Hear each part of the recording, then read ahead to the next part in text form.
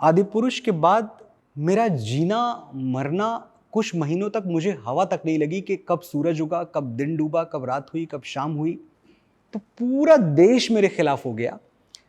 लेकिन जो भी हुआ वो सब मेरी ही गलती से हुआ। देखिए, अगर गाने अपनी ज़िंदगी से नहीं निकलेंगे तो वो पोइट्री नहीं है, वो सिर्फ अय्याशी है।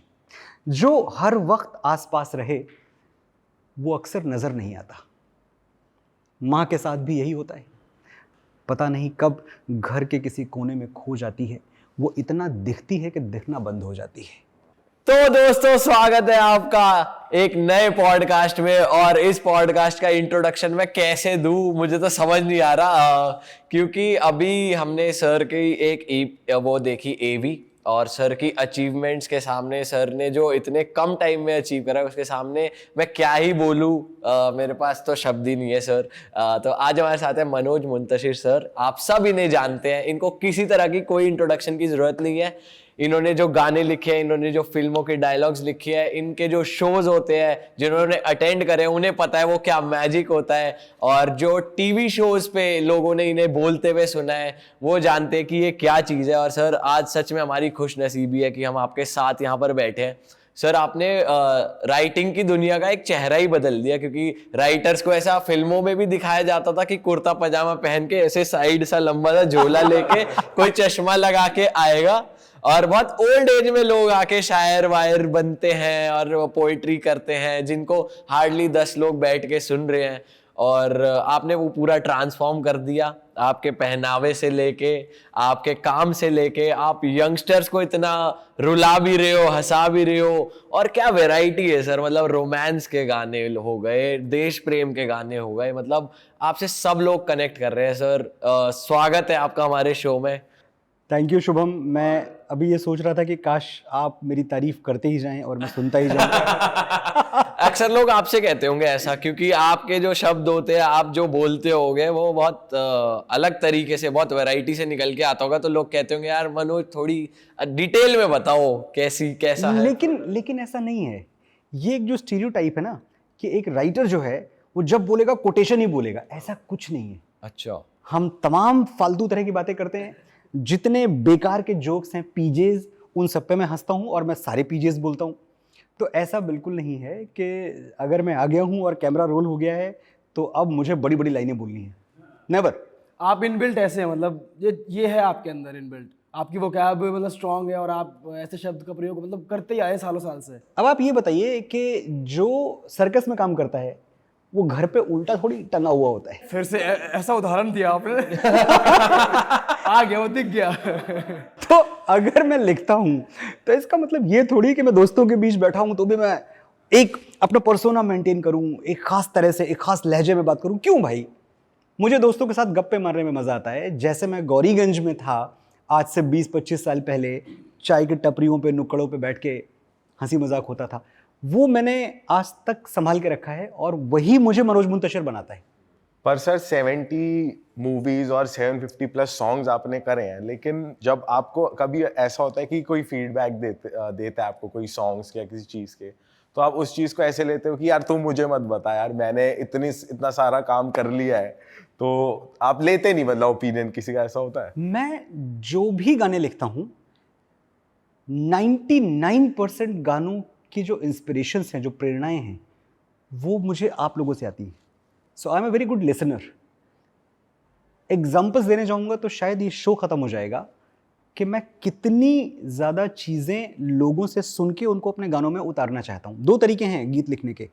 एक तो ये है कि जो पहले लिखा जा चुका है उसको आप बेस बनाओ और लिखो, और पहले बहुत ज़्यादा अच्छा लिखा जा चुका है। So I do not want to stand in competition with it. Simple सा रीज़न है यार, जो साहिर ने कर दिया, जो मजरू साहब करके चले गए, जो शैलेंद्र ने कर दिया, जो आनंद बख्शी ने कर दिया, मतलब मैं तो आईने के सामने खड़ा होकर ये तसव्वुर भी नहीं कर पाता कि कभी उनके जैसा मैं कुछ कर पाऊंगा। तो तरीका क्या है कि भाई वैसा तो खेल नहीं सकते तो अपने जैसा खेल लो, तो मनोज मुंतशिर जैसा लिखो ताकि कंपटीशन में ही ना रहो।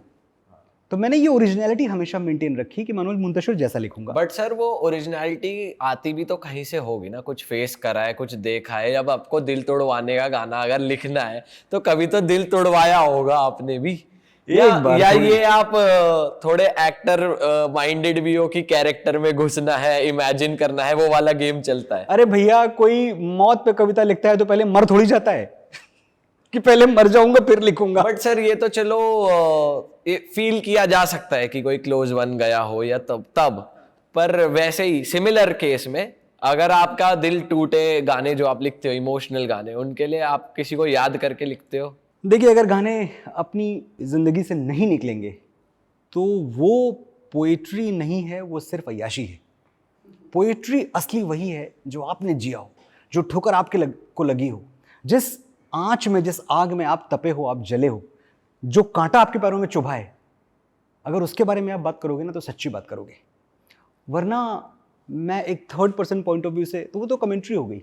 तो मैं कमेंट्री नहीं करना चाहता, मैं पोइट्री करना चाहता हूँ। And I have been very fortunate कि एक या दो बार नहीं, कई बार मेरा दिल टूटा है।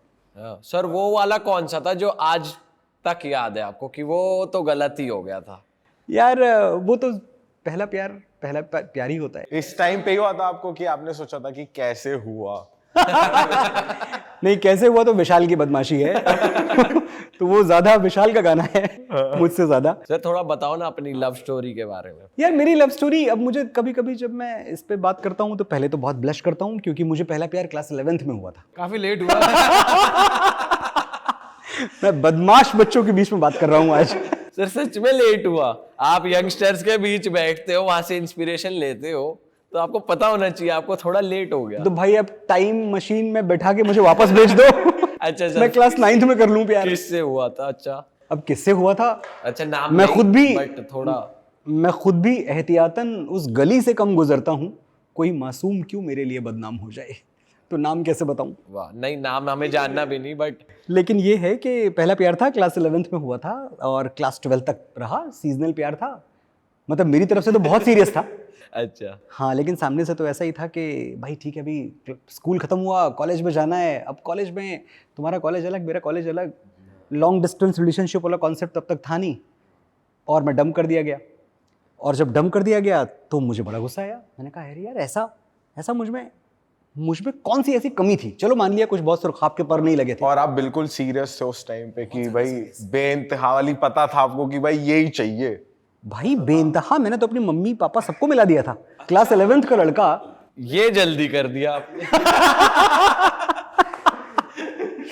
तो क्लास 11th का लड़का अगर अपनी मम्मी को लेके जाए कि मम्मी यही वाली लड़की चाहिए, और वो लड़की मिले भी बहुत आराम से मम्मी के साथ कि हाँ ठीक है, सब कुछ अच्छा चल रहा था। और मुझे याद आता है कि एक दिन मेरे घर पे फ़ोन आया, और वो जो थी मोहतरमा, उन्होंने कहा कि मनोज, मेरे लेटर्स और मेरे फोटोग्राफ्स वो मुझे वापस कर दो। अच्छा, मैंने कहा क्यों? नहीं बस ठीक है, यहीं तक था, अभी मैं चाहती नहीं कि कोई थ्रेड बाकी रह जाए कहीं किसी के पास, तुम्हारे पास मेरा, मेरे पास तुम्हारा। और मैं तो एकदम शटर हो गया, टूट फूट गया एकदम। मैंने कहा देखो, तुम्हारा इन्वेस्टमेंट मेरे साथ क्या था? सिर्फ कुछ चिट्ठियाँ, कुछ तस्वीरें। और मेरा इन्वेस्टमेंट कई साल थे, मेरे स्कूल के 2-2.5 साल जो मैंने दिन रात तुम पे खर्च किए। मेरे क्लास के लड़के जब क्रिकेट खेलते थे तो मैं मई जून की तपती हुई दोपहरी में खड़ा रहता था एक मैदान में, ग्राउंड में, जिसके घर के सामने था, कि खिड़की खुलेगी, एक झलक दिखेगी। केमिस्ट्री लैब में लोग अपना प्रैक्टिकल कर रहे हैं, मैं सिर्फ ये सोच रहा हूँ कि किस बहाने, कौन सी टेस्ट ट्यूब लेने के बहाने मैं एक बार उसको छू के गुजर जाऊं। सर आपने तो बड़ा फिल्मी प्यार किया है। वैसे आजकल इतना फिल्मी करता नहीं कोई, सच बता रहा हूँ मैं आपको। लेकिन प्यार हमेशा फिल्मी होता है, फिर प्यार ही नहीं करता। प्यार हमेशा फिल्मी होता है, प्यार हमेशा पागलपन से भरा होता है, प्यार हमेशा पैशन से भरा हुआ होता है। प्यार जब आप करते हैं और फिर भी अगर आपका दिमाग काम कर रहा है तो आप प्यार नहीं कर रहे हो। वाह वाह, क्या बात कह दी। The mind should stop working the moment you are in love. अगर ऐसा नहीं हो रहा है तो कुछ भाई कमी है। अगर आपको, अमृता प्रीतम कहती थी कि अगर आपको रेगिस्तान में पानी का धोखा नहीं होता तो ज़रूर आपकी प्यास में कोई कमी है। वाह सर, बहुत डीप बातें कर रहे हो आप। इतनी डीप बातें सुनने की हमारी आदत नहीं है मालिक। उसके बाद क्या हुआ जब आप छू कर निकल जाते थे बहाना ढूंढ? हाँ, तो ये उसका इन्वेस्टमेंट था मेरे अंदर, सिर्फ चिट्ठियाँ और फोटोग्राफ्स। और मुझे लगा मैंने तो बहुत कुछ इन्वेस्ट किया है। तो ये वो मोमेंट था जब मैंने पहली कविता, नज्म, आप कुछ कह लो। अब पहले का मतलब स्क्रिबल तो आप करते रहते थे कुछ ना कुछ, वो तो मुझे लगता है क्लास 6 या 7 से मैं कुछ ना कुछ लिखता रहता था। लेकिन पहली बार जिसे आप एक ऑर्गेनाइज्ड एक पोइट्री कहते हो आपकी, भाई आपने कुछ लिखा है जो कविता जैसा लग रहा है, तो ये मोमेंट, तो ये जब फ़ोन आया तो इस फ़ोन के बाद मेरा गुस्सा कहाँ निकलता, तो मैंने अपना पूरा गुस्सा कागज़ पर निकाल दिया और वो पोइट्री मुझे आज तक याद है। देखो क्या होता है, क्लास 12th का लड़का या फर्स्ट ईयर का लड़का जब पोइट्री लिखेगा और आज का मनोज मुंतशिर, तो बहुत मेच्योरिटी का फ़र्क हो जाता है। अब आप क्राफ्ट बहुत सीख चुके हो, बहुत कुछ जानते हो, लेकिन वो पोइट्री मैंने कभी ठीक नहीं की, जैसी लिखी थी मैंने अपनी बुक में वैसे ही छपवाई। मेरी फितरत है मस्ताना। आंखों की चमक, जीने की लहक, सांसों की रवानी वापस दे। वाह। आंखों की चमक, जीने की लहक, सांसों की रवानी वापस दे, मैं तेरे खत लौटा दूंगा, तू मेरी जवानी वापस दे। अरे सर वाह, ये तो परफेक्ट है, इसमें क्या ठीक करोगे? अच्छा वो ठीक नहीं करी, इसमें कोई वही नहीं, गुंजाइश ही नहीं है। और क्या। सच्ची है, परफेक्ट है कि नहीं, लेकिन सच्ची है। सर उस टाइम जो आपने शब्द लिखे वो आप आज की डेट में अपने गानों में अभी इन पिछले कुछ सालों में यूज करते आए हैं, उस टाइम के शब्द जो आप लिखते थे?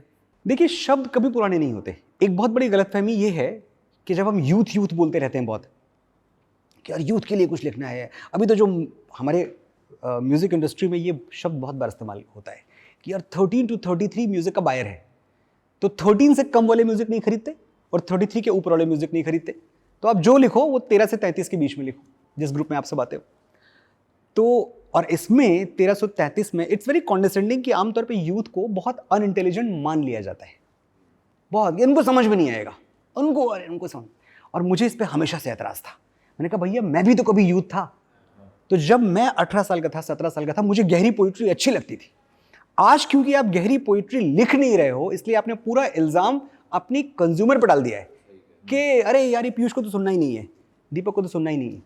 बिल्कुल सुनना है पीयूष को, दीपक को, शुभम को, तुम कुछ लिख के तो दिखाओ वैसा। तो गलती आप ये करते हैं कि जब आपको लगता है कि कुछ भाई बड़ा लिखना है तो आप मुश्किल लिखते हैं।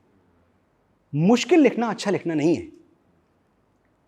तो ये बात मैंने हमेशा अपनी पोइट्री के साथ रखी कि अगर मैं एकदम इन अ चाइल्ड्स लैंग्वेज 5 साल के बच्चे की भाषा में कोई गहरी बात कर पाया तो मैं कर दूंगा, और नहीं कर पाया तो मैं नहीं करूंगा।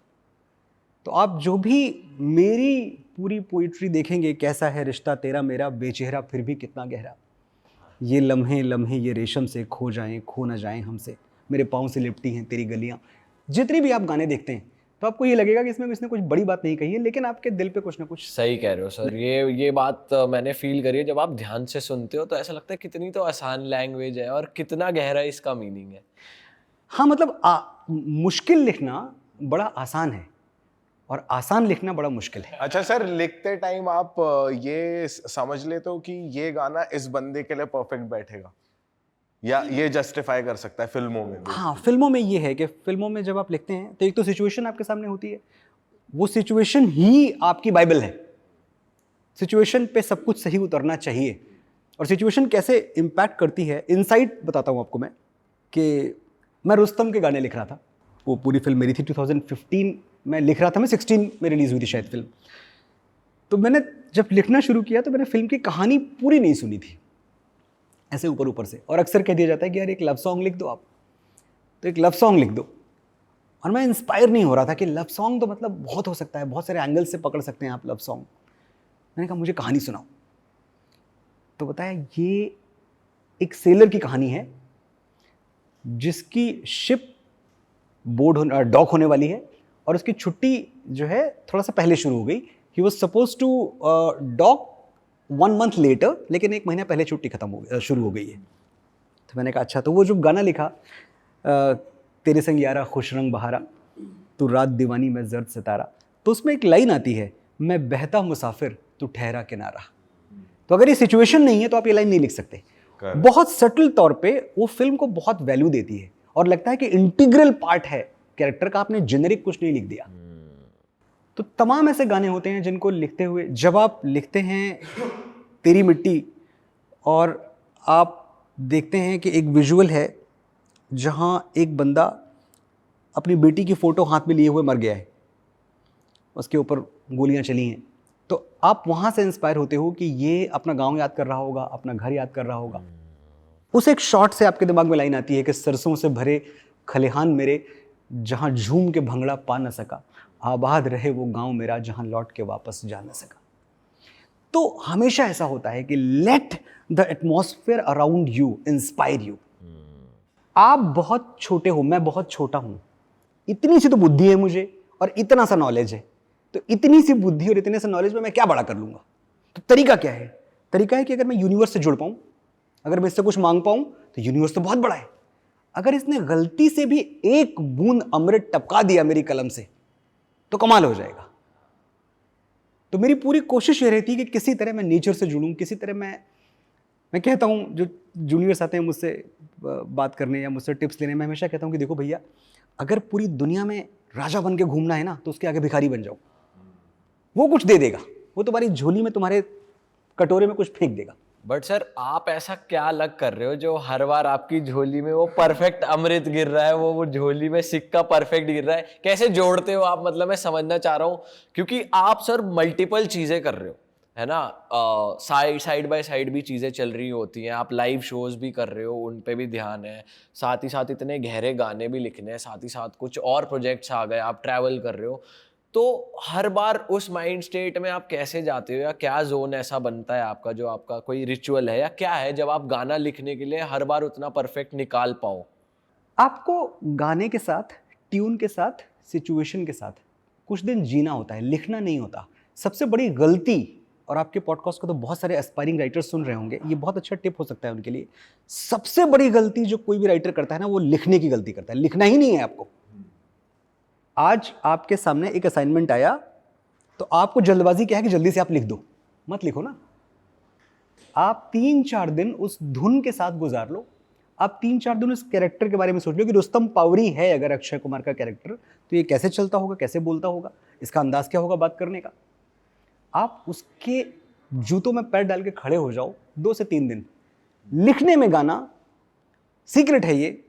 और मैं भी अपनी सैलरी, अपनी फीस जस्टिफाई करने के लिए बोलता हूँ प्रोड्यूसर्स को कि अरे बहुत टाइम दिया इस गाने को मैंने, इस पे तो मैंने 5 दिन तो मैं दिन रात लिखता रहा हूँ, तब जाके लिख पाया। ऑनेस्टली 15 मिनट से 20 मिनट। अच्छा, इतना कम टाइम? कोई भी गाना 1 घंटे के ऊपर नहीं ले सकता, आप कुछ भी करके देख लो। 1 घंटा मतलब मैं इसी 1 घंटे में मैंने तेरी मिट्टी लिखा है, इसी 1 घंटे मैंने गलियां लिखा है, इसी 1 घंटे में देखा हजारों दफा लिखा है, कैसे हुआ लिखा है, अभी एनिमल का गाना, जितने भी गाने आपने मेरे सुने हैं वो अंडर 1 आवर लिखे गए हैं। लेकिन वो अंडर 1 आवर पहुंचने के पहले, वो टेबल पे जाने के पहले, कंप्यूटर ऑन करके कीबोर्ड पे बैठने से पहले, मैं सोचता हूँ 3-4 दिन के, अगर रणबीर कपूर का कैरेक्टर है एनिमल का, और अगर उसको अपना प्यार जाहिर करना है, तो वो शाहिद कपूर जैसा था कबीर सिंह में, वैसा नहीं करेगा। ये कैरेक्टर डिफरेंट है। तो उसके दिमाग में घुस के जासूसी करके 3-4 दिन सोचते रहो, और चौथे दिन गाना अपने आप हो जाता है। बट सर कभी डाउट नहीं आता कि आप 4 दिन में 1 घंटे में आपने गाना लिखा? तो कितनी बार ऐसा, कई बार हमने मूवीज में ही देखा है, राइटर लिख रहा है, पेज फाड़ दिया, फिर फेंका, फिर कट टू सीन आता कि इतने सारे पेपर रोल है। आपके साथ ऐसा होता है? How can you be so sure कि हाँ यही वो है, इसमें एक एक वर्ड, एक एक फ्रेज सही बैठा है, ये चलेगा? क्योंकि मेरे बेंचमार्क्स अच्छे हैं। एक बहुत बड़ी गलती और भी होती है कि आपके पास जो स्टैंडर्ड है आपका बहुत लो रखा आपने। अगर आपने स्टैंडर्ड ही लो रखा, अगर आप ये सोच के आए हो कि आपको आपके पॉडकास्ट पे 10,000 व्यूज पाने हैं, तो पा ही जाओगे यार। 10,000 का 15,000 पा जाओगे, बहुत खुश हो जाओगे आप। पर आपने 15,000 व्यूज टारगेट नहीं किए ना, आपने टारगेट किया होगा 1 दिन में 2 मिलियन पहुंचना चाहिए। हो सकता है ना पहुंच रहा हो, पर टारगेट है, कुछ और करेंगे, अच्छा करेंगे वहां। तो स्टैंडर्ड जब इतना आपका ऊपर होता है ना, तो फिर आपसे गलती की संभावनाएं कम हो जाती हैं। तो मैं जल्दी खुश होने वाला इंसान हूं नहीं। तो मुझे ये पता है कि मैंने पूरी ज़िंदगी अच्छी पोइट्री सुनते हुए गुजारी है। मैं निराला को भी जानता हूँ, मैं जयशंकर प्रसाद को भी जानता हूँ, मैंने जोश मलिहाबादी को भी घोल के पिया हुआ है, मैं जॉन एलिया को भी सुनता रहता हूँ। तो ये सब जो इतना पढ़ा है, इसके सामने मैं कहाँ ठहरता हूँ? मेरी औकात क्या है जो मैंने लिखा है? क्या है आसपास के नहीं है? इतना डिल्यूजनल नहीं हूँ मैं कि मैं खुद की शाबाशी दे के पीठ ठोक लूँ कि अरे नहीं यार क्या लिखा है। नहीं। दूसरी बात, मेरी टीम में तकरीबन 15 लोगों की टीम है हमारी, मनोज मुंतशिर एंटरटेनमेंट जो हमारी कंपनी है। और मेरी सारी चीज़ें पहले मेरी बीवी से गुजरती हैं, नीलम से, who has got a very good year and very good sensitive waiting for poetry. Approve करवाते हो आप? अप्रूव नहीं है, लेकिन सुनाता हूँ मैं उसको। तो सुनाता हूँ ना, तो अक्सर उसका वो हाँ नहीं कुछ नहीं बोलती है, पर उसके चेहरे पे मुझे दिख जाता है कि she didn't like it much और शी लव्ड इट, वो दिख जाता है। अगर नहीं पसंद आया तो चेंज करते हो आप कुछ? हाँ, तो मैं वहाँ से अपना एक रिएक्शन लेता हूँ कि इसको नहीं अच्छा लगा, because she knows my best. इसको पता है कि मनोज मुंतशिर क्या लिख सकता है। अपनी टीम के बच्चों को सुनाता हूँ सबको, और मेरी टीम के बच्चे इतने ब्लंट हैं कि वो ब्रेजन तरीके से मेरे मुंह पे बोल चले थे, क्या सर मज़ा नहीं आया, तो ये बोल के चले जाते हैं और उनको ये राइट मिला हुआ है कि आप बोल के चले जाओ। I go back to the drawing board then, कि ये मेरे लिए सैम्पल साइज है, ये एक इंसान नहीं है, ये एक इंसान 10 करोड़ को रिप्रेजेंट कर रहा है मेरे लिए। एक इंसान को नहीं अच्छा लगा, 10 करोड़ को नहीं अच्छा लगेगा, तो चलो फिर कुछ और सोचते हैं। और फिर वो प्रोसेस कितना, फिर जब आप एक बार डिमोटिवेट हो गए कि नहीं यार ये नहीं वर्क करा, अब इससे बढ़िया लिखना है, तो प्रेशर में फिर लिखा जाता है या चिल जोन में लिखा जाता है, वो कैसा रहता है? अच्छा गाना कैसे लिखा जाता है, ये फॉर्मूला मैं आज तक क्रैक नहीं कर पाया। खराब कैसे लिखा जाता है, मैंने क्रैक किया हुआ है। ये कैसे, ये बता दो सर। खराब गाना लिखने का आपने लिखा है कोई खराब गाना? हाँ लिखा है ना, बताता हूँ कौन आपको। सा लगता है आपको खराब? मुझे नहीं अच्छा लगा, मतलब गाना तो हिट है वो। कौन सा? लव यात्री में एक गाना था, आतिफ असलम ने गाया था, धीरे धीरे से तेरा हुआ, तो वो बहुत बड़ा हिट हुआ था। मैं गा नहीं सकता, धीरे धीरे से तेरा हुआ। सर ये तो बढ़िया गाना है, ये तो मस्त है। हाँ मुझे लेकिन लिख के लगा कि सर वैसे अभी तो बढ़िया लिखते हो, इतने सुंदर लिखते हो। मुझे लगता है आपके घर में तो हमेशा खुशियाँ रहती होंगी, लड़ाई झगड़ा कुछ नहीं है, मतलब मैम हमेशा खुश रहती होंगी, और कुछ होता भी होगा तो हाँ ये ले भाई शायरी, ये ले भाई गाना, एकदम स्मूथ चलता होगा। शादी के 25वें साल वैसे भी झगड़े नहीं होते घर में, 25 साल तक सब हो चुके होते हैं। मेरी शादी का 25वां साल चल रहा है। अरे वाह।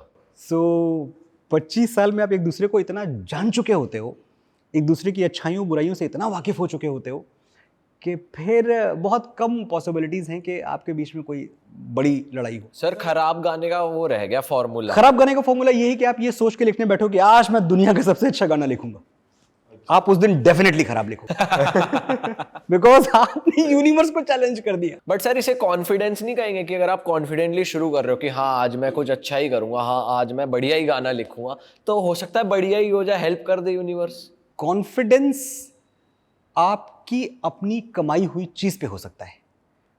कॉन्फिडेंस आप इस बात पे कर सकते हो कि मैंने एक कार खरीदी है और मैं मेहनत करके इसकी ईएमआई भरूंगा, ये खींच के नहीं जाएगी मेरे दरवाजे से, ये मेरा कॉन्फिडेंस है। लेकिन जो दौलत आसमान से बरस रही है उस पर आपका कंट्रोल क्या है? कल नहीं बरसा, कल नहीं घिरे बादल, कल नहीं आए ऊपर से शब्द, तो क्या कर लोगे आप? मेरा कॉन्फिडेंस 0 है। राइटिंग में, स्पीकिंग में, ये दोनों में लोगों को लगता होगा कि पूरी दुनिया में मैं बोलता रहता हूं, हर बार स्टेज पे जाने के पहले मेरे पांव कप कपाते हैं। हर बार मुझे लगता है कि आज मैं एक्सपोज हो जाऊंगा, आज मेरी पोल खुल जाएगी, आज दुनिया को पता चल जाएगा कि इसको कुछ नहीं आता। ये मुझे हर बार लगता है, और हर बार हम स्टैंडिंग ओवेशन लेके वहां से निकलते हैं। और किस दिन सच में ऐसा हो गया तो क्या करोगे? हो गया तो हो गया, फिर से कोशिश तो ये करेंगे। कॉन्फिडेंस ही तो है आप में। नहीं, कॉन्फिडेंस ये है कि अगर हो गया, अगर ऐसा हो गया तो फिर से I will go back to the drawing board, फिर से मेहनत करूंगा। और कर क्या सकते हो आप अपनी लाइफ को बिल्ड करते हो ना, ब्रेक बाय ब्रेक आप बिल्ड करते हो, तो किस बुनियाद पे बिल्ड करोगे? जो आपके पास है उस पर बिल्ड करोगे। तो मैं क्रिकेट तो खेल नहीं सकता कल जाके, मैं कल परचून की दुकान तो लगा नहीं सकता, तो मैं क्या करूंगा? मैं फिर से कोई किताब पढ़ूंगा, मैं फिर से कोई थॉट सोचूंगा, मैं फिर से कोई आइडिया सोचूंगा। यही तरीका है। ऐसे अच्छा सर, गहरा सोचने के लिए आपको कुछ और भी एलिमेंट्स चाहिए होते हैं? जैसे आप बैठे हो, माहौल बनाना होता है, ड्रिंक व्रिंक कभी ऐसा होता है आपके साथ? हाँ, ड्रिंक तो मैं बहुत करता हूँ, चाय। अच्छा। तो वो हेल्प करती है आपको? ये मेरे बच्चे मुझे पीने नहीं देते, 2 से ज्यादा देते नहीं, कहते हैं आप मोटे हो रहे हो, वेट पुट ऑन कर रहे हो and all that. But alcohol पीते हो आप? नहीं पीता मैं अल्कोहल। पर सर ऐसा कहते हैं शराब से शायरी में कुछ। महान निहायत बेवकूफाना बात है। अच्छा। शराब पी के अगर आपके सेंसिबिलिटीज जरा सा भी डाउन हो गई, आपकी संवेदनशीलता कम हुई, आप हल्का सा भी डिजी फील कर रहे हो, आप एक शब्द नहीं लिख सकते। सारी चेतना समेटनी होती है आपको एक लाइन अच्छी लिखने के लिए।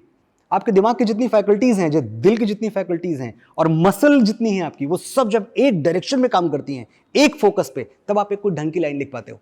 आप शराब पी के यहाँ गिर रहे हो, वहां पढ़ रहे हो, कैसे कोहेरेंट तरीके से सोच पाओगे आप? तो ये सिर्फ कोरी अफवाह है, और ये बात मैं दावे से कह सकता हूं कि दुनिया में किसी राइटर ने शराब पी के कुछ नहीं लिखा। सर वैसे बहुत से सिंगर्स और राइटर्स हो सकता है लिख भी रहे हो, लेकिन अगर बात है कि हमें मनोज सर की तरह लिखना है तो पी कर नहीं लिख सकते। पी के आप अच्छा नहीं लिख सकते, और पी के आप अच्छा कुछ नहीं कर सकते, और लिखना क्या है? बट सर 2-2 पैग के बाद लोग कॉन्फिडेंट भी फील करते हैं। कई आर्टिस्ट की टांगे कांप रही है, फिर 2 पैग लगाया, अब चलो स्टेज पे। तो मैं कहता तो हूं कि देखो भैया, एक चीज है कि दुनिया के सारे पौधे ऑक्सीजन देते हैं, लेकिन महुए का पेड़, अंगूर का पौधा, ये ऑक्सीजन के साथ साथ अंग्रेजी बोलना भी सिखाता है आपको। अंग्रेजी पट निकलती है फिर उसके बाद। Your brother will drive the car today. हाँ। Your brother, what do you think, I can't drive? Do you think I am intoxicated? मैं, तुझे लग रहा है मैंने पिए? हाँ। सर थोड़े आपके लाइव शोज की बात करते हैं। अभी हम थोड़ा ऑफ कैमरा समझने की कोशिश कर रहे थे कि आप क्या करते हो, तो आप भी थोड़े मुश्किल से एक्सप्लेन कर पा रहे थे कि आप क्या करते हो, बस आप जादू करते हो। तो थोड़ा आपके लाइव शोज पे आते हैं, क्योंकि जैसा मैंने पहले भी कहा, आप राइटरों की पूरी इमेज चेंज कर रहे हो, बिल्कुल ही ट्रांसफॉर्मेशन ले आए हो आप। तो ऐसा कहा जाता है राइटर्स बहुत रिजर्व्ड होते हैं, अपने आप में रहने वाले होते हैं, फोकस करने वाले, ज़्यादा किसी से मिलना जुलना नहीं। आप दुनिया भर में अभी यूएस टूर करने वाले हो, तो क्या होता है उस लाइव शो में? कैसे वो आपने प्लान करा, कैसे मेंटेन करा, और उसके साथ साथ अपनी वो कैसे मेंटेन करते हो? ये सब शुरू हुआ इंडियन आइडल से। तो मैं ये अगर कह पाता आपसे कि मैं बड़ा विजनरी था और मैंने सोचा एक दिन, तो एक्चुअली मैंने नहीं सोचा, और मेरा ही इसमें कोई विजन नहीं है। मुझे आज भी याद आता है कि नीरज शर्मा एक प्रोड्यूसर हैं और मेरे छोटे भाई जैसे हैं। कुछ लोग आपका एलिमेंट जानते हैं, आपको अंदरूनी तौर पे जानते हैं, तो नीरज मुझे अंदर से जानते थे कि मैं अंदर से क्या हूँ। One fine day he came up with an idea कि भैया, तब सारेगामा था जी टीवी का, ही वॉज प्रोड्यूसिंग सारेगामा, भैया हम लोग मदर्स स्पेशल कर रहे हैं और मैं चाहता हूँ कि आप आके कुछ बोलो मदर्स पे। मैंने कहा अच्छा, पर मैं क्या बोलूँगा, क्योंकि ना तो मैं फेस था और ना चैनल मुझे इतने बड़े शो पे खड़ा कर देगा कि मैं बोलूँ। लेकिन एक आदमी का विश्वास था, नीरज का विश्वास था, I will fight with the channel, मुझे पता है जब आप बोलोगे तो क्या बोलोगे। तो मैंने पहली बार सारेगामा पा पे आके मदर्स स्पेशल में कुछ बोला और वो एपिसोड बहुत बड़ा हिट रहा। क्या बोला सर? वो हो ही जाए साथ साथ। पोइट्रीज थी, मुझे कुछ आज भी याद है। जैसे एक पोइट्री जो अभी भी बड़ी पॉपुलर है, देखो मैं मानता हूं कि दुनिया का कोई रिश्ता छोटा या बड़ा नहीं होता, लेकिन मेरी मां के बराबर कोई और खड़ा नहीं होता। मेरे इंतजार में खुली आंखों से बस वही सो सकती है, मेरे दुख में मुझसे ज्यादा बस वही रो सकती है। माथा चूम के मुकद्दर बदल देने का जादू उसी को आता है, और उसी का हाथ है जो थर्मामीटर से भी ज़्यादा करेक्ट टेम्परेचर बताता है। मैंने रिश्तों की तमाम किताबें पढ़ के देख ली, पहले पन्ने पर माँ का ही नाम लिखा था। वो मुझ पे तब से जान देती है जब मैं प्रेगनेंसी स्ट्रिप पर सिर्फ एक लकीर बन के दिखा था। हिसाब लगा के देख लो, दुनिया के हर रिश्ते में कुछ अधूरा आधा निकलेगा। एक माँ का प्यार है जो दूसरों से 9 महीने ज़्यादा निकलेगा। अरे वाह सर, वाह वाह। तो एक अप्रोच अलग था। ये तो बड़ा आसान है वहाँ जाके बोलना कि माँ के पैरों तले जन्नत है और माँ देवी है, ये तो आप बोल ही सकते हो, तो कोई भी बोल देगा। मैं वहाँ से अप्रोच नहीं कर रहा था माँ को, मैं माँ को ह्यूमन साइड से अप्रोच कर रहा था पूरी लाइफ। और आप देखें आज तो मुझे इस बात पे बड़ा गर्व होता है कि जो एयरपोर्ट पे मुझे मॉप करने वाली क्राउड होती है उसमें माएँ होती हैं, गले लगा के मुझे रोती हैं। मैं देश और दुनिया घूमता रहता हूँ, कितनी बार ऐसा होता है कि 70 साल की महिलाएं, 75 साल की बुजुर्ग महिलाएं, वो इस तरह से मुझे टाइट हक देती हैं कि मेरी हड्डियां चटक जाएं। ये जो मैं कमा पाया ना, क्योंकि मैंने बहुत ही ज़्यादा ह्यूमन एंगल से माँ को देखा और कभी मैंने माँ को देवी नहीं माना। तो जब भी हम माँ को देवी कहते हैं तो हम बड़ी चालाकी से अपनी जिम्मेदारियों से दामन चुरा लेते हैं। अब सारी जिम्मेदारियां, सारा करने का भार, सब कुछ उसके ऊपर है, तो वो तो सेक्रीफाइस देगी, देवी है भाई। और देवी को तो ना दर्द होता है, ना उसको चोट लगती है, ना उसको आंसू आते हैं, कुछ होता ही नहीं है, देवी है। तो मैं कभी इस चश्मे से माँ को नहीं देख पाया। मेरे लिए माँ हमेशा इंसान रही और बड़ा कॉमन टाइप की इंसान रही है, जिसको सारे सुख दुख उसके साथ होते हैं।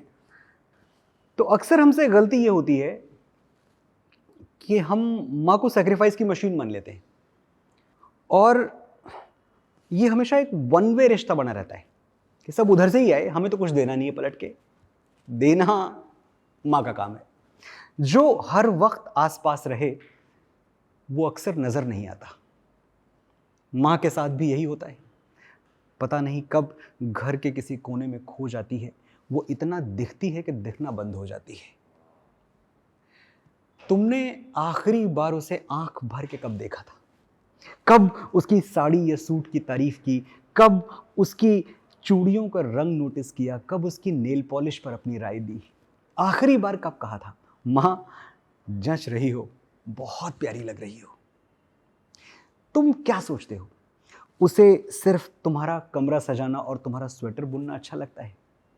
मां भी कभी लड़की थी दोस्त, और हर लड़की की तरह उसे भी तारीफ सुनना अच्छा लगता है। वाह वाह वाह वाह वाह वाह वाह सर।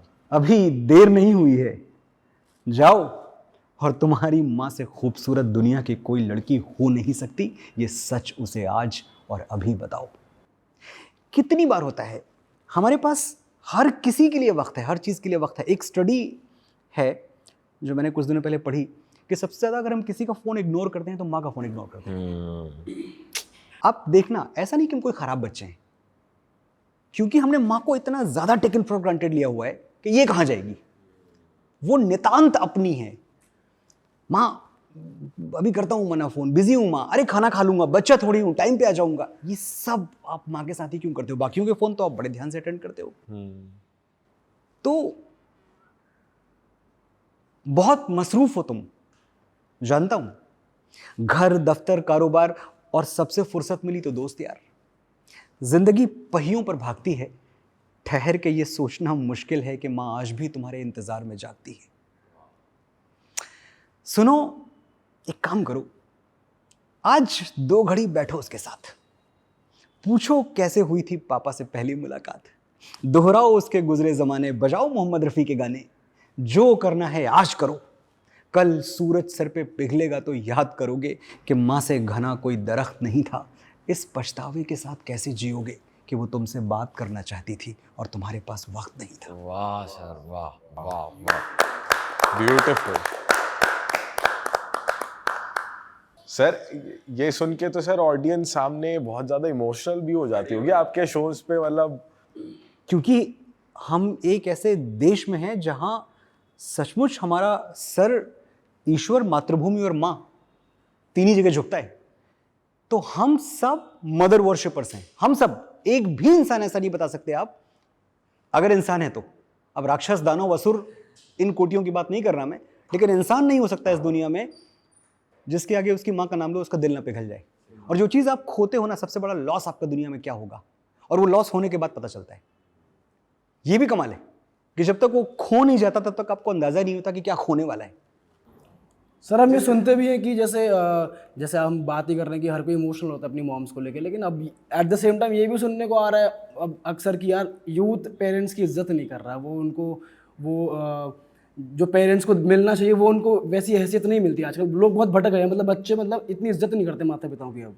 अच्छा, इस पर मेरा टेक थोड़ा सा अलग है। मेरा टेक ये है कि जिस दौर में मैं यूथ था, अब तो खैर नहीं रहा बदकिस्मती से, लेकिन जब मैं जवान हुआ करता था, अगर मैं 80s या अर्ली 90s की बात करूं, तो उस दौरान जो यूथ था और आज का जो यूथ है उसमें बड़ा फ़र्क है।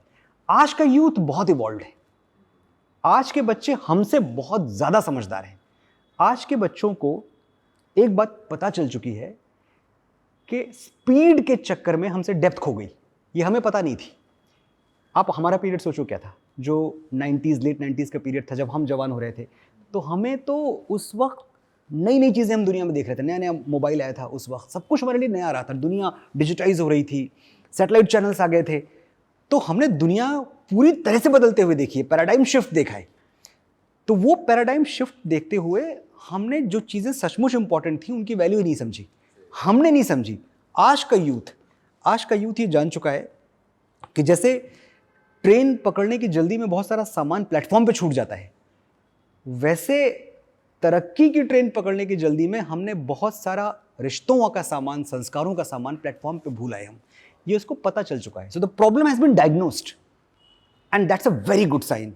और मैं ये बात पूरे विश्वास के साथ कह सकता हूं कि अगर 10 साल बाद हम ये पॉडकास्ट कर रहे होंगे तो 10 साल बाद आपका सवाल ये होगा कि सर पुराने यूथ की बात मैं नहीं जानता सर, आज का यूथ तो माँ बाप को बहुत प्यार करता है, क्योंकि ये बच्चे करते हैं, ये बच्चे समझ चुके हैं कि असली खजाना, असली दौलत यही है। ये चली गई ना, ये चली गई तो दुनिया में तुमसे पहले तुम्हारे दुख में कोई रोएगा नहीं।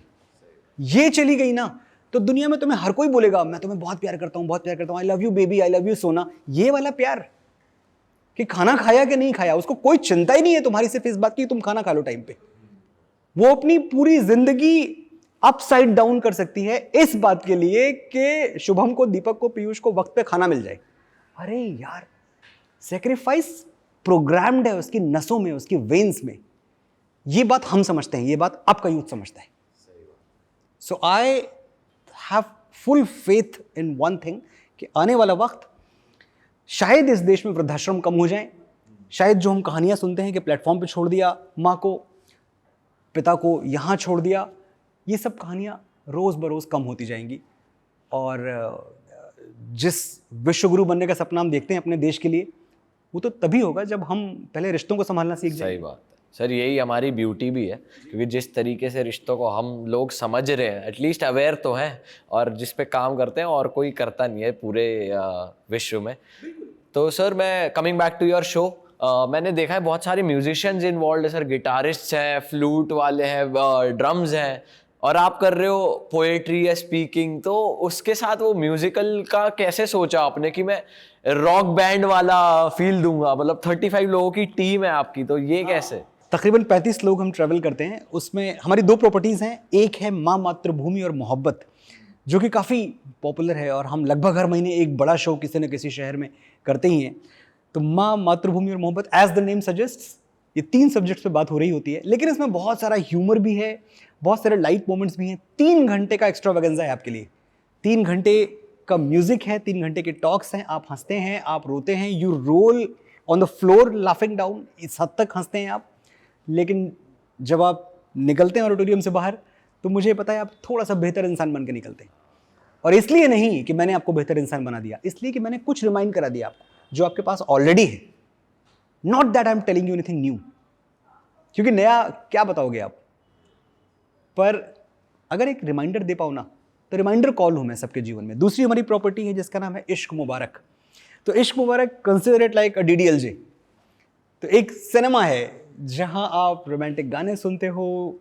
पार्थिव गोहिल बहुत बड़े रॉकस्टार सिंगर हैं इस देश के, तो पार्थिव और मैं ये शो करते हैं इश्क मुबारक, और उसमें भी ऐसा होता है कि 2.5 से 3 घंटे ऑडिटोरियम में आपकी जितनी रोमानियत है वो सब सामने आती है, और लोग बहुत रोते हैं अपना हार्ट ब्रेक याद करके, और लोग बहुत हंसते हैं अपना पहला प्यार याद करके। तो सर ये जो आपने 2 प्रॉपर्टीज बना रखी है, मतलब आपका एक सेट है, आपकी एक स्क्रिप्ट है जो आप हर बार सेम रिपीट करते हो अलग अलग सिटीज में? नहीं, सेम रिपीट तो कभी नहीं होता। इसका एक रीज़न और भी है। मेरी टीम मुझे कई बार कहती है कि आप एक जगह रुकते क्यों नहीं हो। इसलिए नहीं होता कि मैंने आज दिल्ली में शो किया, अगले महीने मैं कोलकाता कर रहा हूँ, ये दिल्ली और कोलकाता के बीच में मैं 30 दिन और जी चुका हूँ, 30 दिन में और कुछ जान चुका हूँ, 30 दिन में और कुछ सीख चुका हूँ। तो मुझे वो 30 दिन का अपग्रेडेड जो कंटेंट है वो आपको देना है, मैं दिल्ली वाला आपको नहीं दूंगा। सर आप यहाँ हो और हम आदि पुरुष की बात ना करें ऐसा कैसे हो सकता है सर? भैया करो बात। सर क्या क्या गलती हो गई थी उस टाइम? मतलब क्या आपके हिसाब से, क्या आपको क्या लगता है, आप क्या कहना चाहोगे आदि पुरुष सुनते ही? अब जब आप काम कर रहे थे तब, और तब क्या माइंडसेट था? अब जब पिक्चर रिलीज हुए भी काफी टाइम हो गया, सब मामला ठंडा हो चुका है, पर आपसे लोगों को बहुत सारी उम्मीदें थी, क्योंकि उससे पहले लोग इस बात के लिए ज्यादा एक्साइटेड थे कि उसकी डायलॉग राइटिंग आप कर रहे हो, और आपके बोलने की, आपकी पोएट्री, आपके शब्द सबके दिल में ऐसे थे कि भाई साहब, और क्रिटिसिज्म भी डायलॉग्स के लिए ज्यादा। और ऐसा था कि पुरानी लैंग्वेज, जैसे हमारी जैसे पुरानी रामायण है, वो वाली लैंग्वेज थोड़ी यूज क्यों नहीं हुई, प्रॉपर हिंदी की यूज हुई, ये भी था लोगों में कि भाई बिल्कुल सिंपल लेमन हिंदी वाली लैंग्वेज है, वो भी थी। यार आदि पुरुष सही उद्देश्य के साथ बनी एक गलत फिल्म थी। So not that we intended to make a bad film, not that we intended to hurt people. Why would we? अपने 500 करोड़ लगा के दुनिया में कौन ही बेवकूफ़ी करेगा कि हम तो एक सबसे बर्बाद पिक्चर बनाएंगे। फिल्म से जुड़े हुए जितने भी लोग थे वो सब के सब बहुत बिलीवर्स थे सनातन में, हिंदू धर्म में, सभ्यता में सब श्री राम के पूजक उपासक, लेकिन कहीं ना कहीं शायद हमसे गलती ये हो गई कि एट द वेरी ऑनसेट हमें ये लगा कि रामानंद सागर जी की जो रामायण थी वो बहुत ज़्यादा अच्छी थी, हम वैसा कुछ नहीं बनाना चाहते। तो कभी कभी आप ये भी गलती करते हैं कि जो चीज़ आइकॉनिक है ना उससे कुछ एकदम ही अलग बनाने की आप कोशिश करते हैं।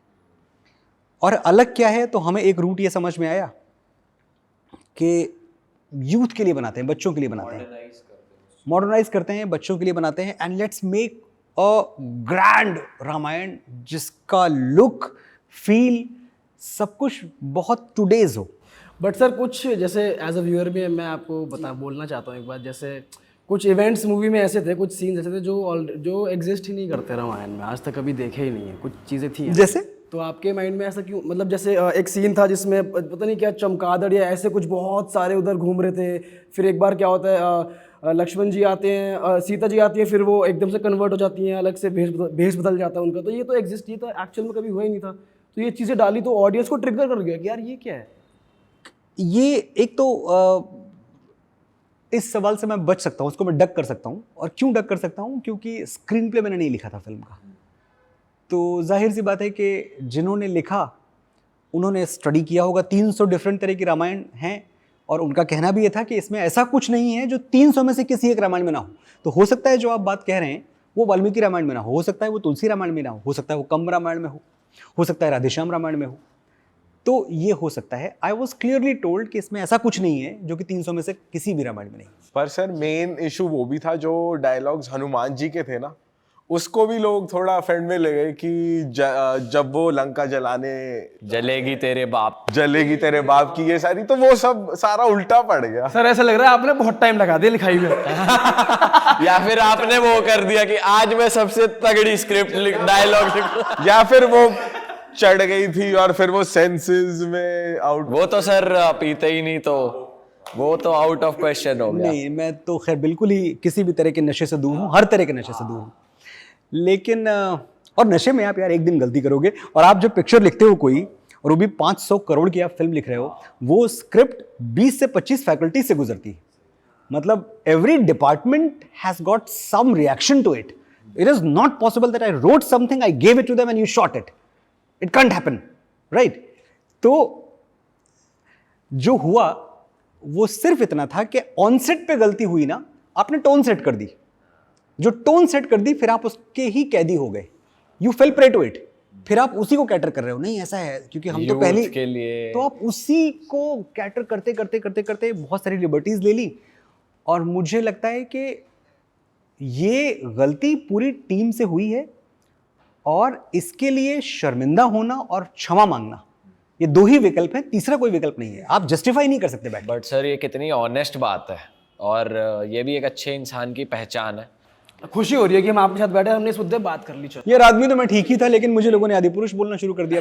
बट सर महाभारत होगी तो हम कुछ बढ़िया एक्सपेक्ट करते हैं आपसे। अगर महाभारत शूट हो रही हो और मतलब इस चीज का मुंह तोड़ जवाब दे पाओ आप। देखिए, एक चीज तो, पहली चीज तो ये है कि मैं अब किसी भी फिल्म के डायलॉग्स नहीं लिख रहा। सर ये उसके बाद है, जो उससे पहले प्रोसेस कर लिया था कि अगर वो हो गई, जैसे बाहुबली के बाद आपको और कॉन्फिडेंस आया तो आपने इसके लिखे, पर अगर ये भी हिट हो जाती फिर तो आप dialogue writer of the decade हो जाते। बाहुबली के बाद मैंने विक्रम वेदा के डायलॉग्स लिखे और फिर आदि पुरुष लिखे। तो डायलॉग्स में वैसे भी शौकिया तौर पर लिखता था। डायलॉग लिखना मेरा कभी मेन स्ट्रीम प्रोफेशन नहीं था। सर कहीं साहों में तो आपका हाथ नहीं था? साहों में नहीं था मेरा, उससे बच गया। लेकिन हुआ ऐसा कि यार अब ये, मैं कितना भी कॉन्फिडेंट इंसान हूँ, लेकिन ये कहना कि नहीं मुझे कोई फ़र्क नहीं पड़ा या बड़े हंसी मजाक में लेकर निकल जाना, ये सच नहीं है। It wrecked havoc on my life. Adipurush के बाद मेरा जीना मरना कुछ महीनों तक मुझे हवा तक नहीं लगी कि कब सूरज उगा, कब दिन डूबा, कब रात हुई, कब शाम हुई। सांस लेना मुश्किल था मेरे लिए। मैं एक ऐसे माहौल में जी रहा था जहां मेरी टीम और मेरी फैमिली ने मेरे लिए टेलीविज़न देखना बंद कर दिया था। मेरे फ़ोन का डेटा बंद करवा दिया गया था कि मैं कुछ देख न लूँ। क्योंकि अगर मैं कुछ देखूंगा तो उसमें कुछ ना कुछ मेरे बारे में ही चल रहा होगा. And people, most of them were politically motivated. दो तरह की बातें होती हैं. एक तो मुझसे गलती हुई, इसमें कोई दो राय नहीं है, लेकिन आप उस वक्त ये क्यों भूल जाते हो कि यार इस बंदे ने आपको बाहुबली भी दी है, इस बंदे ने आपको तेरी मिट्टी भी दिया है, इस बंदे ने आपको ओ देश मेरे भी दिया है, शेरशाह के भी गाने इसने लिखे हैं, इस बंदे ने आपको एक से एक जिन गानों पे आपने प्यार किया है वो गाने इसके लिखे हुए हैं.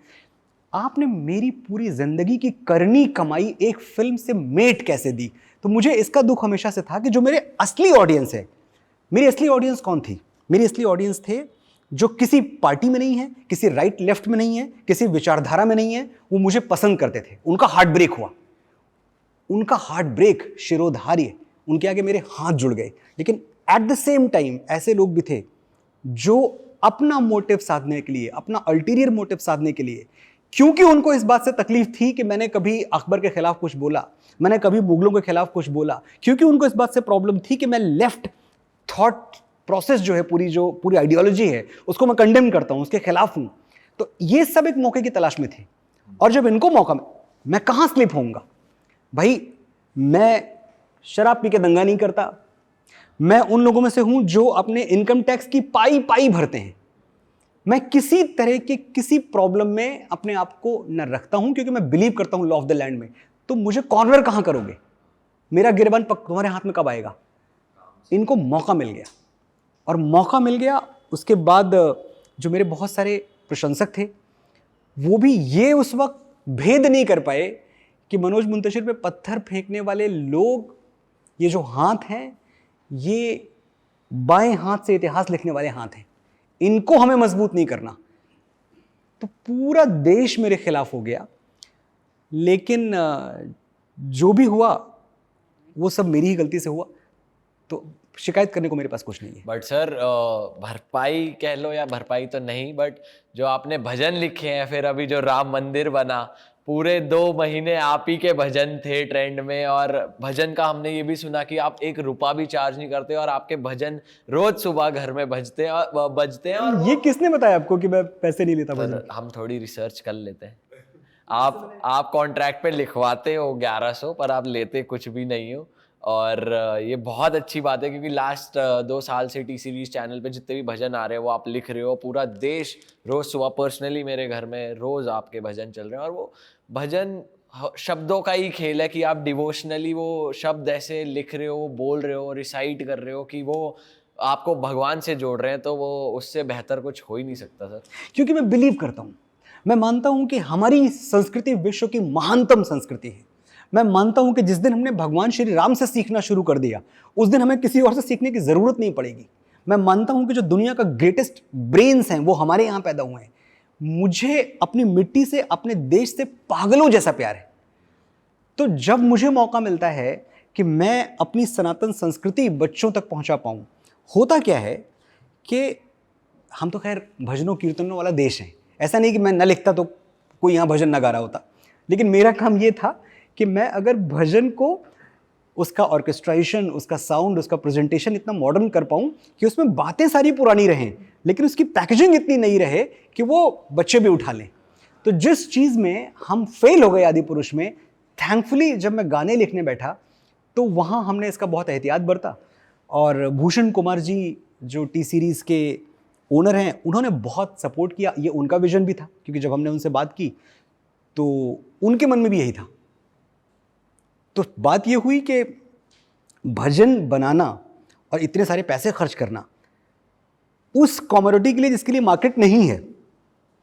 तो बातों बातों में भूषण जी ने जब ये मुद्दा भी निकाला कि आप बनाओ, जितना फंडिंग हो पाएगी टी सीरीज देगा, आप चिंता मत करो, हमें इससे पैसे नहीं कमाने.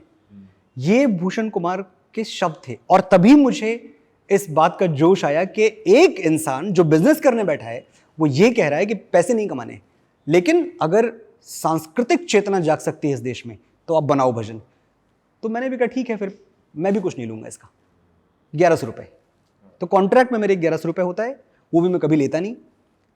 और मुझे इस बात की बहुत खुशी है कि इतनी साफ नीयत से किया गया काम आज बड़ा गर्व होता है कि इस देश में आप रामनवमी, दशहरा, दिवाली मेरे भजनों के बिना नहीं मनाते। कितना क्षमाशील है ये देश। 16 जून को आदिपुरुष रिलीज हुई थी पिछले साल 2023 में। 16 जून को आदिपुरुष रिलीज हुई, सब मुझसे नाराज थे, लेकिन मुझे कितनी जल्दी क्षमा कर दिया कि पूरी दीपावली मेरे गानों पे मनाई। तो जून से दीपावली में कुछ महीने की बात थी। बहुत बड़ा दिल है। आज मैं जैसा कि आपसे कह रहा था कि आप दशहरा, दिवाली, रामनवमी मेरे गानों के साथ मनाते हो। आप नवरात्रि, मेरी माँ के बराबर कोई नहीं, उसके बिना आप नवरात्रि नहीं मना सकते। आप 15 अगस्त, 26 जनवरी, कारगिल विजय दिवस बिना तेरी मिट्टी के, बिना ओ देश मेरे के आप नहीं मनाते हो। तो जितने भी इस देश में सांस्कृतिक त्यौहार हैं, उन सब में कहीं ना कहीं मेरा इतना इतना सा कंट्रीब्यूशन है, and that makes me very proud. Sir इतना इतना करते हुए बहुत बड़ा एक समुंदर भर दिया है आपने। और सर आगे भी करते रहो ताकि लोगों को ऐसे गाने सुनने को मिलते रहें, क्योंकि मजा आता है, जुड़े रहते हैं हम अपने कल्चर से, गानों से, अपने हिंदुइज्म कल्चर। सर थोड़ा बुक के बारे में भी बात करते हैं। आप लिखाई भी करते हो सर, आप क्या क्या करते हो सर? एक तो यार कुछ तो छोड़ दो। तो सर बुक के बारे में थोड़ा बताओ। आपकी पिछली, हाँ प्लीज, और आपकी पिछली बुक भी थी, वो भी अगर किसी ने नहीं पढ़ी उसके बारे में भी थोड़ा बताओ। मेरी पिछली बुक थी जिसका नाम था मेरी फितरत है मस्ताना, जो best seller of the decade है, और अभी भी जो पिछली जागरण की बेस्ट सेलर लिस्ट आई है उसमें नंबर 3 पे है मेरी किताब।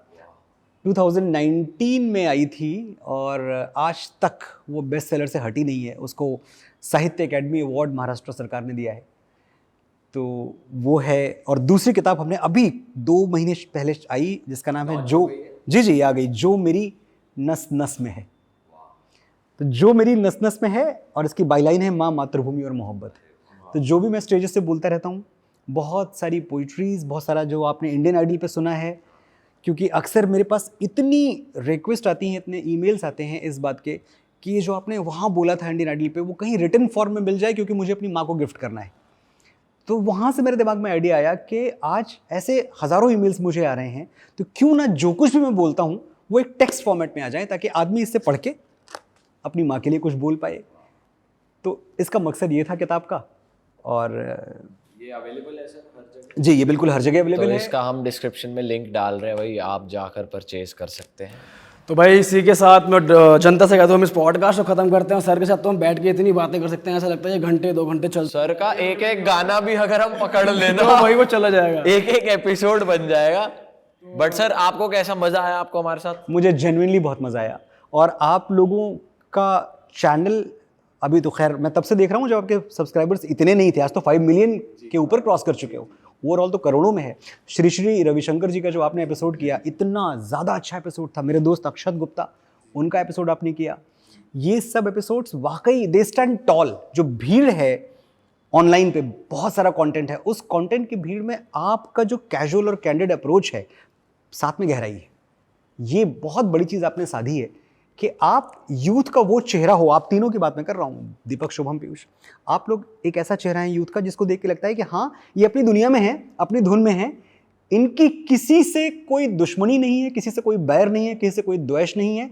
जहां जो चीज अच्छी लगती है उसको सपोर्ट करने के लिए तीनों तैयार रहते हैं। सर आपने एकदम जेन्युइन बात कही है। इससे जेन्युइन बात हमने अपने लिए सुनी नहीं है कभी, सच बता रहा हूँ। ऐसा लग रहा है एक आदमी ने, जैसे होता है ना शीशा की तरह बता दिया ये बात है सर, सच बता 3 लौंडों को आपने परख लिया एकदम जेन्युइन। सर जाते जाते इसीलिए दोस्ती पे कुछ लाइन हो जाए, हाँ, थोड़ी सी मजा आ जाएगा।